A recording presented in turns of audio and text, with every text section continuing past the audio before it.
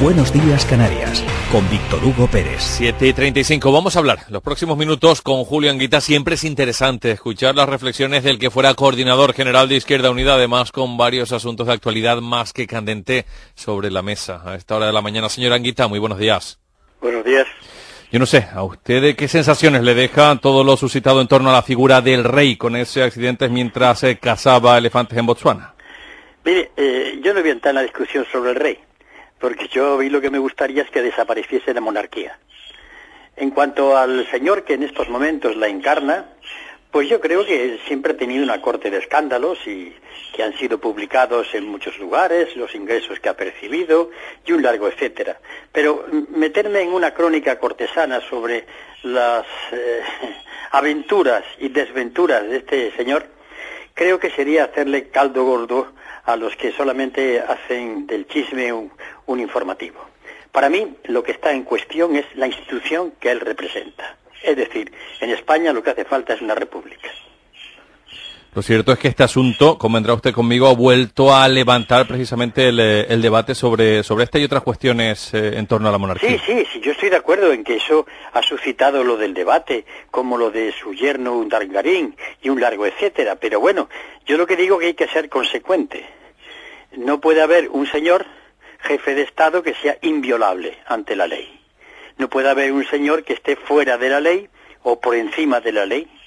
No puede haber un señor que dé un pésimo ejemplo de ir a cazar elefantes cuando él preside una asociación que persigue precisamente esa práctica, lo cual, ¿qué nos hace decir? Que no es solamente la figura del rey Juan Carlos, es de la institución que representa, es la que está anticuada, de modé.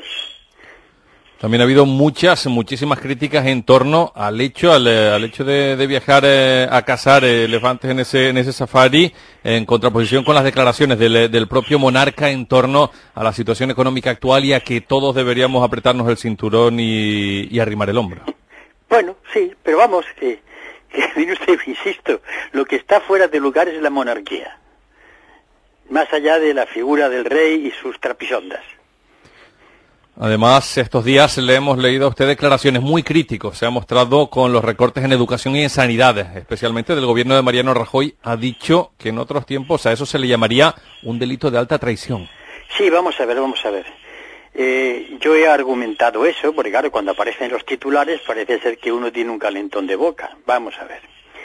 El que un presidente de gobierno imponga unos recortes durísimos sobre la población española, que desde luego no imponga esos recortes al capital, ni a la SICAP, ni a las grandes empresas, ni a los grandes beneficios, pero además lo haga porque está dirigido y está al servicio de unos poderes que no dan la cara. Aquí está el problema, porque cuando se trata de una imposición, podríamos hablar del capital español, eso se inserta en la lucha de clases. Que un presidente de gobierno, elegido por su pueblo, esté teledirigido y al servicio de unos poderes casi ocultos, eso es lo que yo he dicho que en el siglo XIX sería calificado de alta traición. Sí, lo sigo manteniendo.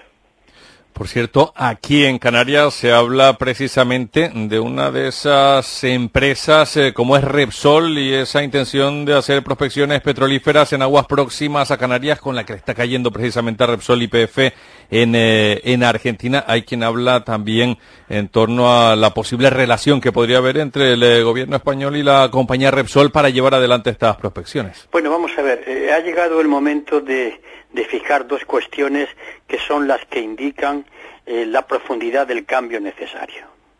Y esta es, hasta ahora la economía viene siendo concebida como una ciencia de fines.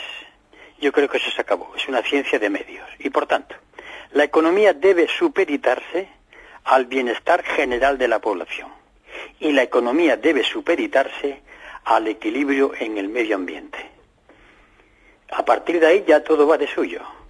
Si las prospecciones petroleras inciden en el medio ambiente, contaminan, pues vayamos a invertir en buscando energías alternativas, fijándonos en el ahorro. Izquierda Unida ya hizo algo sobre esto cuando concibió el concepto de megavatio, es decir, cómo se podía consumir menos con energías alternativas, pero estamos en lo de siempre. crecimiento, crecimiento, crecimiento, aún a costa de expoliar el medio ambiente. Claro, se dice que todo esto, incluidos esos recortes de los que hablamos hace unos minutos, vienen impuestos por los mercados. Bueno, vamos a ver, los mercados existen, pero tienen nombres. En España se llaman Emilio Botín, se llama Francisco González, presidente del Banco de Bilbao Vizcaya, se llaman las grandes empresas, las multinacionales. Es el otro nombre, el alias, el mote que ellos mismos se han puesto para ocultar su auténtica personalidad. Además lo hacen de tal manera que nunca se presentan a elecciones. Ya en el año 1994 el señor Hans Thienmeyer, presidente del Bundesbank, ya planteó diciendo lo siguiente: los políticos deben saber que deben obedecer las órdenes de los mercados, con lo cual a partir de ahí la democracia está sobrando. ¿Por qué no se presentan ellos a las elecciones? Lo que pasa es que esa lógica ha sido aceptada por una parte no desdeñable de la población, y así el poder político y las elecciones carecen de sentido frente a unos poderes que nadie ha elegido.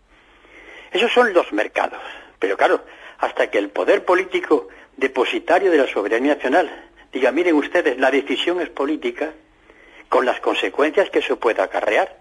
Pero todo esto lo engarzo con lo que anteriormente dije. La economía no es una ciencia que diga fines, sino de medios. Es decir, a la economía hay que marcarle el camino, y a partir de ella, como tal ciencia, aplica sus ecuaciones, sus estadísticas, en el sentido que se le marca.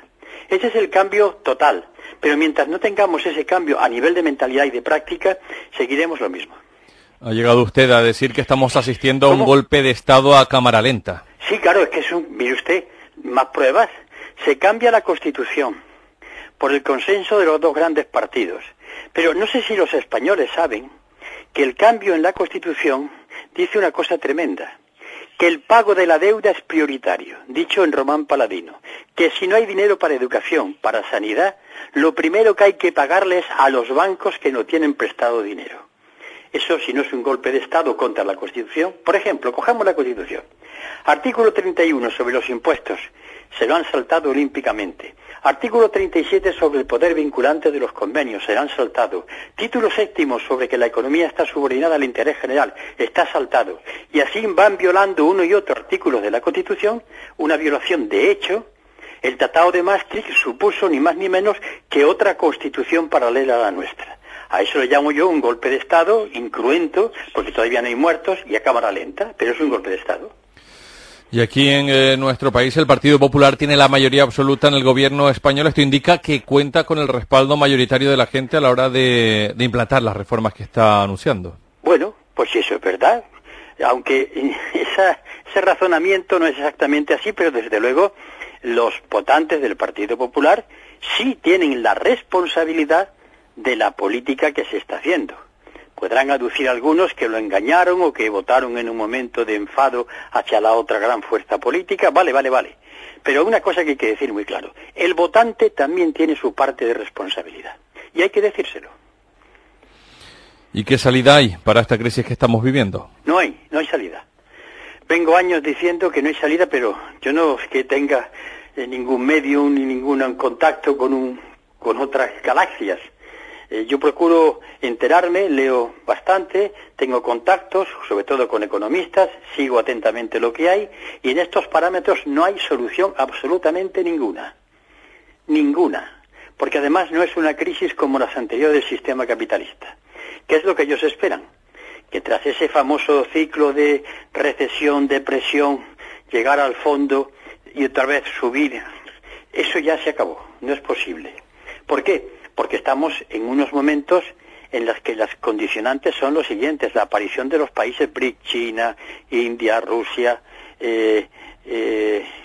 Brasil, que ya producen, y hay un exceso de capacidad productiva en el mundo, y producen y no se consume, porque las grandes crisis capitalistas son crisis de sobreproducción, lo que se produce no se consume. ¿Cómo salían de ellas? Llegaban a la crisis, destruían aparato productivo, echaban trabajadores a la calle y vuelta a empezar, pero ya no es posible, porque está la crisis del sistema financiero.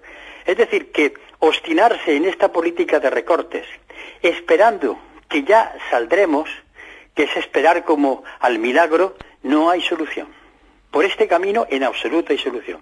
Fíjense ustedes cómo avanza el paro, cómo avanza la precariedad, cómo avanza el número de familias que son desposeídas de su vivienda y aumenta la pobreza. Y además, los propios gobiernos y los medios de comunicación que lo mantienen y lo defienden no saben decir cuándo va a acabar esto.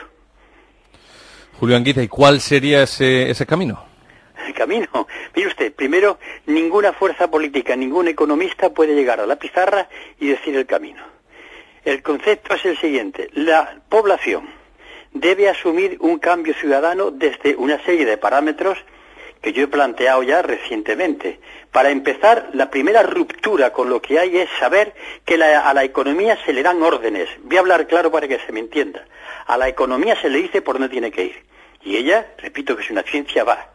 Y por tanto la supeditación de los mercados no tiene sentido. Pero hay algo más. Yo sé que esto que voy a decir es muy gordo. España no tiene más remedio que salirse del euro. Porque con el euro vamos a morir en una extinción como un braserito. ¿Sabe usted lo que es un brasero? Sí. En mi tierra andaluza un brasero es que en invierno el picón o el cisco se calienta y se le va dando con la badila y se va extinguiendo poco a poco. Este es el camino de ahora, o la mesa de operaciones. Y desde luego, con el euro no hay ninguna salida. Ha sido el gran disparate, la gran mentira, que ilusionó a la gente, que empezó a caer cuando se dijo 1 euro 20 duros. Y claro, una moneda única con Alemania y su capacidad productiva y su calidad de producción es un disparate. ¿Cuál era el camino que teníamos hace años? El camino era la devaluación para poder exportar al extranjero. Como eso ya no es posible porque no podemos devaluar el euro, se acude a hacernos competitivos rebajando los salarios de los trabajadores. El directo, el indirecto y el diferido. Es decir, el directo, lo que se cobra. El indirecto, la educación y la sanidad. Y el diferido, las pensiones. Esa es la ecuación que se está aplicando ahora mismo. ¿Por qué el euro? El euro ha sido un auténtico disparate.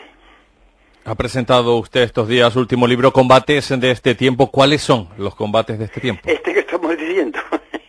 Estos son combates. Porque son combates no solamente sociales y económicos, son ideológicos, de principios, de ideas, de claridad, de lenguaje, de exposición de un lenguaje claro, nítido, que la gente lo entienda. Esos son los combates en el cual hay que intervenir como... Yo intervengo como profesor, intervengo como militante comunista, intervengo además como una persona que le gusta saber qué es lo que hay alrededor, aprender por qué ocurren las cosas. ¿Y qué está ocurriendo? Que las organizaciones, en su inmensa mayoría, han ya rechazado y despreciado el arte inquietador de sopesar razones y de ver por qué están ocurriendo las cosas. Son dirigidos a través de la televisión. Pues Julio Anguita, como siempre, muchas gracias por atender en directo a Canarias Radio La Autonómica. Muy amable, muy buenos días. Buenos días. Buenos días, Canarias, con Víctor Hugo Pérez.